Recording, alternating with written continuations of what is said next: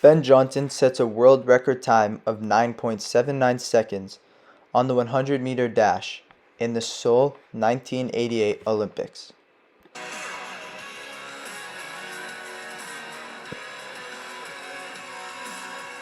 everybody, and welcome back to TSN.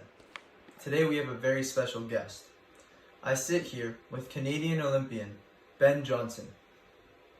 Johnson is a Jamaican-born who came to Canada at the age of 14.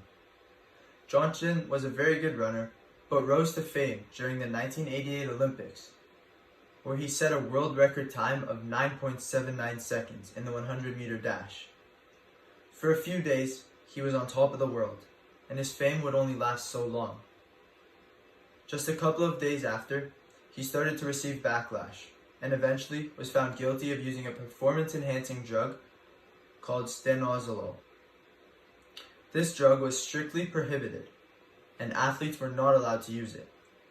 We now know that many of the athletes Johnson was competing against were using it, but he was the one found guilty. Johnson was stripped of his gold medal just 3 days after winning it. Mr. Ben Johnson, thank you for joining me. Hello, Carmen, and everybody watching.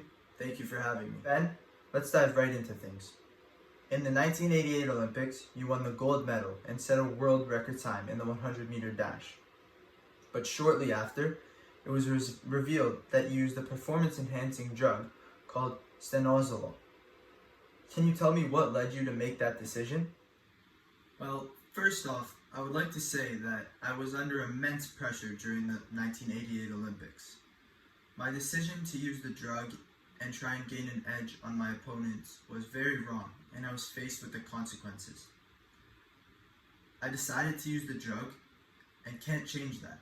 But looking back, I realized the negative impact that it had on my life and my sporting career. Not only did this scandal affect your career, but it also affected Canada as a whole.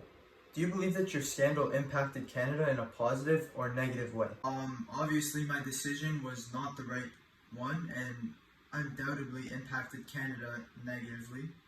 I think for a while it had tarnished Canada's reputation in the sporting world, and as time has gone on, it has gotten a lot better. But during that time, it was a huge blow to the pride and reputation of our nation. Although there were lots of negatives from this incident, it forced us to reevaluate our approach to anti-doping measures and help strengthen the commitment to having clean, healthy sports.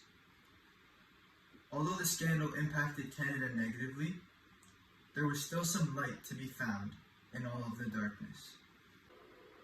So, what you're saying is that your scandal led to greater measures to be taken on anti-doping in Canada? Absolutely. I think that the scandal led to Canada realizing the importance of fair play in sports, and they had to make a whole new look to revamp anti-doping in sports. This has led to Canada protecting its players and creating a fair playing ground for all athletes. Canada have implemented stricter regulations, increased funding for anti-doping programs, and focused on educating athletes about the dangers and consequences of using performance-enhancing drugs. The impact has been substantial, and it has benefited both our athletes and the sports community worldwide.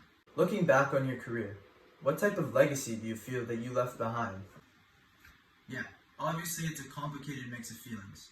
I can't ignore the reality that my controversy will always be a part of my legacy.